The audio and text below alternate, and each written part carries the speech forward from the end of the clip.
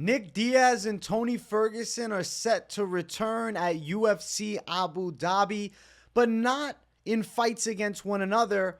Rather, Diaz will be taking on Vicente Luque and Ferguson will be fighting Michel Chiesa.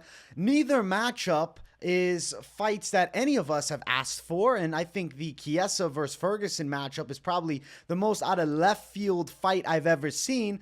I'm going to react to these fights on today's videos. I'm going to discuss what I think the better options could have been, and I'm kind of going to predict and look forward to what could be next and what the results will end up being. So make sure you guys smash the likes. If you're new to the channel, subscribe.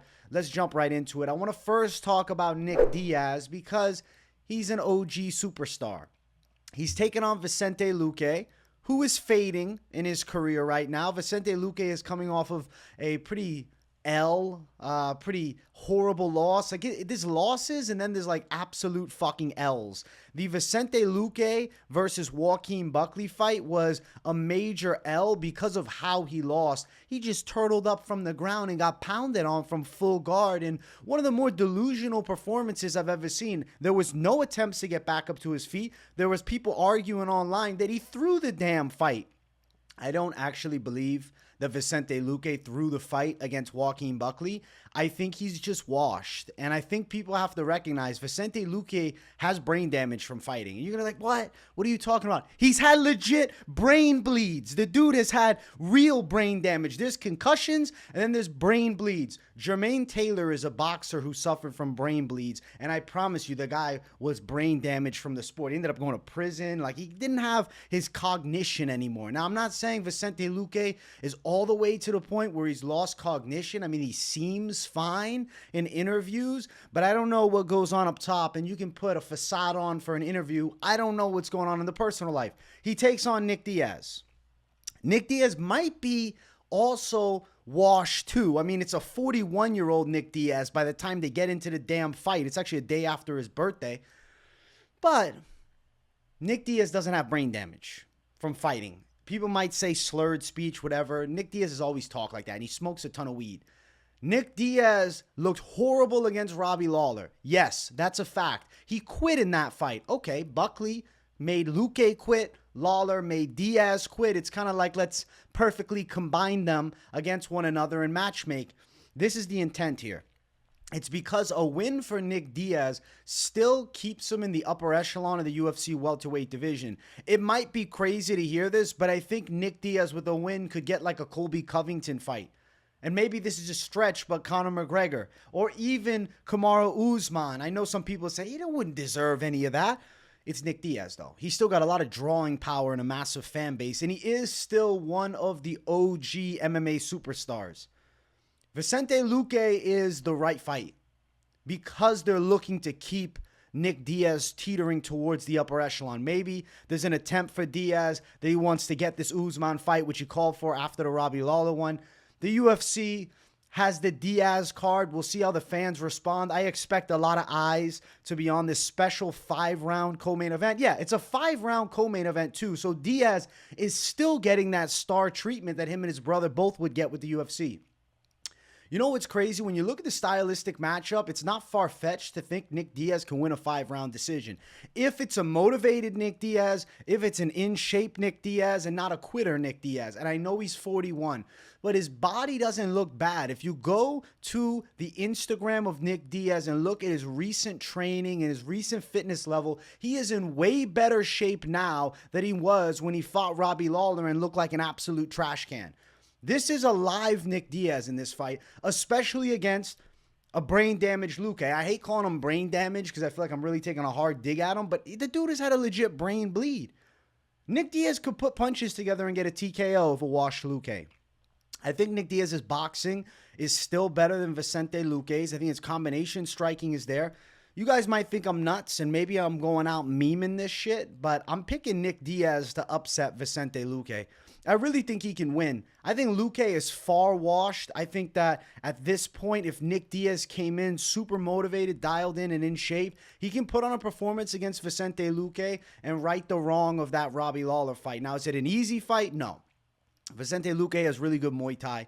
His kicks are nasty, but I mean, the RDA fight, he was kind of reliant on using his physical strength and takedowns. I don't think it's going to be easy to bully Nick Diaz. It just depends on what version of Nick Diaz shows up. So obviously it's like an extremely risky bet if you're looking to throw on it, but it's going to be big plus money. So it could be live for the underdog attack. If Diaz puts in the proper training camp and if he comes in with abs, not coming in, teasing us that he's shredded, but then walking in with a dad bod, I think Nick Diaz could be live to pull off a pretty major win here against Vicente Luque in the real twilight of his career. I think the Nick Diaz business is still booming. A win for Nick Diaz, like I said, it puts him in a big spot. Regardless of the Robbie Lawler fight, which he looked horrible in, that was a long time ago now. By the time we get to the fight, I mean, it's going to be closing in on 3 years ago. So, yeah, Nick Diaz, 5 fights ago? It was 12 and a half years ago we beat BJ Penn. And he is, down 0-3 and 1 no contest in his last 4. He hasn't looked, to be dedicated to the game as much, but I think karma's on his side because that failed drug test for marijuana years ago cost Nick Diaz a serious portion of his MMA career, but Anderson Silva, who tested positive for growth hormone, was not suspended as long. So Nick Diaz is getting this fight because I do think the UFC owes him one. Vicente Luque is fading, and I think he's fallen apart at this point. He's taken some bad losses. You dig the Bilal fight. He took some damage there. That was 2 years ago. He got badly knocked out by Jeff Neal. Beat RDA, which is a clean win, but the Buckley loss, it just seemed like Vicente Luque was essentially lost. And we're not far from that fight against Buckley. So I question the motivations and mentality that Vicente Luque is going to have coming into this fight. I think that Nick Diaz can pull it off if he's dialed in. I'm going with Nick Diaz. I don't care. I'm going against the grain. Nick Diaz for the upset win. I think he can get a decision, maybe even a TKO. Either way, I'm repping with Nick Diaz Army. I think it makes sense, man. If he comes in shape with a six-pack, I really think the style of Nick Diaz doesn't age as badly as like some other styles do because Nick Diaz has never been super explosive. He's a fighter based upon volume punching and a really great gas tank and being able to press for 5 hard rounds. And I think that's something he can do here with Vicente Luque. And I do think a win for Nick Diaz is good for the sport because it opens up some major fight options. Not that I think they're going to book a McGregor fight or anything like that, but the possibilities lie. And I want to see. I'm going in shape. Nick Diaz beats the washed version of Vicente Luque. I think he pulls it off. I think the boxing will be crisp, and I think he wins as a pretty big underdog. Now, the next fight to talk about, oh my gosh. I don't even want to talk about Tony Ferguson, Michel Chiesa, but I have to for the sake of the video. Why? That's my question. Why? Let me pop out the Zin. Why? Why make this fight? It makes no sense. Michel Chiesa has been losing and not looking good, but he also doesn't have the fanfare. I mean, not to say that Tim Means has a bigger fan base, but like a Tim Means fight or a Michel Chiesa fight, to me, seem to have the same value at this point as far as fan eyes. Tony Ferguson, Tim Means would be a badass fight. And why not give Tony Ferguson a step down? Why does he keep having to fight guys that at one point were legit contenders or like real up-and-coming prospects? I mean, I guess you could say, oh, Bobby Green never fought for a title or got close to it. Still top 15 rank. Paddy Pimblett's on the come-up. Like, look at the Nate Diaz loss. Diaz is a former title challenger. Michael Chandler loss, of course. Chandler challenged for the belt. Dariush, like, Ferguson has taken so many damn losses in a row. My gosh. It's just a 40-year-old Tony Ferguson versus a 41-year-old Nick Diaz would have actually been a sensible fight. I think Nick Diaz would have beat him. I think Nick Diaz would have beat him similar to his brother, maybe even worse than his brother did. But that would have made more sense. And that's a way bigger fight. We have two really popular, like, cult fan base fighters on the same card, and they're not going to fight one another. I guess it's because they want to push Diaz to the rankings somehow. All right. But Michel Chiesa for Tony Ferguson, of all opponents, why Chiesa? Chiesa is not known for a massive fan base. He's got good wrestling. Chiesa's a really hard fight. Now, he has scarecrow level striking. He's not a good striker. He's extremely stiff. The stand-up game of Chiesa is pretty damn bad. But Tony Ferguson at this point looks to be completely washed on the feet. He doesn't have the same fight left. And every time I try to have a little faith, T-Ferg can pull through. T-Ferg can come out and win. I've lost it. The Paddy Pimblett one was the sell point. He said, okay, Tony just doesn't have the reflexes anymore. He's taken way too much damage throughout his career. He doesn't have the same movement. His body can't endure these crazy-ass training camps anymore. And instead of getting a really good MMA coach and training with a sophisticated MMA mind, he works out with David Goggins, a badass in life, but this is the UFC. This is not the Navy SEALs, man. I don't understand what Tony Ferguson's doing. I think Tony Ferguson needs to get in contact with a proper coach, but he won't because he's too stubborn. Now, Tony Ferguson is moving up to 170 pounds. This is better for him because he doesn't have to do a draining weight cut, but I don't think the weight cut is what's killing his performances. I think it's the fact that he's washed. When was the last time he fought at 170? He fought at 170 against Ramsey Najim when he won the Ultimate Fighter. And I don't think he's been back there since. It's been a long time since he fought at 170. I'm digging in all his fights. I mean, at one point, Tony Ferguson was the motherfucking man. But every dog has its day. And Tony Ferguson's day is well past him at this point. This is not the same Tony Ferguson. I actually think we should have done a fight against Michael Johnson at 170. Let's have Michael Johnson move up in weight. Let's set that rematch. That's a bigger fight to me. Why this one? Seriously, I don't get it. I really don't understand. A Kevin Lee rematch at this point. I'm more excited for that. I don't know why they decided to go the Michael Chiesa route. I've dug into the rankings, and I really think Tim Means would have been a solid welterweight return for Tony Ferguson. Because, like, looking at the welterweight division, you can't give Tony Ferguson anybody fucking ranked. Holy shit. No, absolutely not. And then the up-and-coming guys, we're not going to give him a Michael Morales. Imagine they gave him Chaos Williams. Can you imagine Tony Ferguson Chaos? No, they wouldn't do it. So they give him a slumping Chiesa, which makes sense because both are on losing streaks. But Chiesa is still like a bit younger than Tony Ferguson and doesn't look nearly as washed as T-Ferg has as of late, right? There's the Muslim Salikov fight could be there.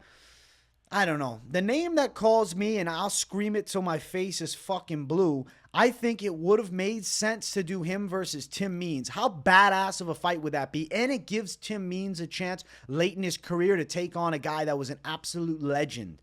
And I think Tim Means should get that respect. Tim Means is still a savage, even though, you know, he took a bad loss last time. Who did Tim Means lose to? It's off the top of my head here. Uros Medic destroyed him. Tony Ferguson ain't slick like Medic. This is the Leach fight. Nah, don't book the Leach fight, please. I'm looking through all the rankings, and like, Tim Means is the perfect name if he's going to be at 170 pounds. Another great option if Matt Brown would have chose not to retire. Matt Brown versus Tony Ferguson. That would have been sick too. The Chiesa fight just doesn't get me excited because Chiesa, although he's a decent fighter and he had a solid run, he beat Neil Magny, he beat RDA some years ago on a 3-fight losing streak. Is on a 3-fight bad losing streak too. Like if you look, submitted by Luque, dominated by Sean Brady, and then submitted by Kevin Holland. And Tony Ferguson has a good Darce choke, so maybe that's the mentality. But no, Michael Chiesa is going to win a decision, guys, and you're all going to go home crying. Tony Ferguson is going to have 8 damn losses in a row. Give him a more winnable fight. Tim Means is a more winnable fight. Tim Means is going to strike. Tony Ferguson has a grappling advantage in that fight.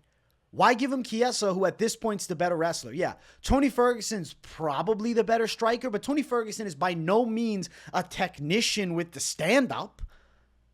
He looks sloppier than ever before in his striking.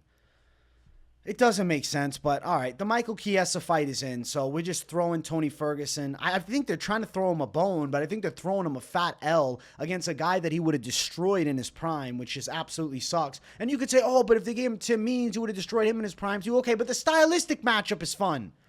The stylistic matchup gets me excited. I much would have rather have seen that. The UFC, I think, is doing the wrong fights. Tony Ferguson could easily be fighting against Nick Diaz on this UFC card. I think that would have been a sick fight. That could have been an amazing co-main, but instead they want to give Diaz the Luque fight, which I guess is a bigger opportunity. All right, that's fine. But why Michael Chiesa for Ferguson? This is something that I don't understand, guys. And I think you are probably all confused too. I'm picking Chiesa by decision.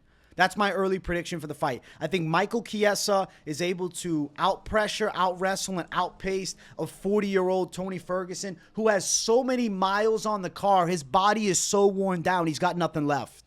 He's got nothing left, guys. And I'm sorry we're going to see 8 losses in a row for T-Ferg.